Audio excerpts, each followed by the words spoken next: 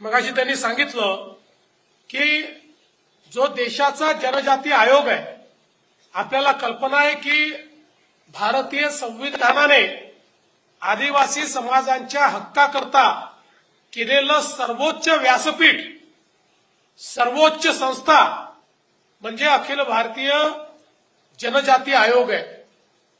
या जनजाती आयोगावर काम करायला मिळणं हे अत्यंत महत्वाचं आहे आणि ती संधी मायाताईंना मिळाली आणि त्याही संधीचं सोनं करत संपूर्ण देशामध्ये मायाताई फिरल्या, महाराष्ट्रामध्ये मायाताई फिरल्या।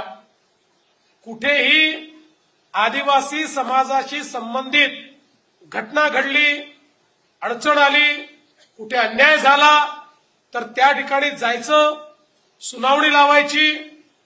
या आयोगाचे सदस्य म्हणून त्यांना हा अधिकार होता की राज्याच्या मुख्य सचिवापासून जिल्हाधिकाऱ्यापर्यंत प्रत्येकाला त्यांना समन करता यायचं। त्यामुळे अशा सगळ्या अधिकाऱ्यांना त्या ठिकाणी बोलवून आयोगासमोर उपस्थित करून अन्यायातनं मार्ग काढणं आणि अन्यायग्रस्तांना न्याय देणं हे कार्य मायाताईंनी अतिशय उत्तम पद्धतीने त्या ठिकाणी केलं।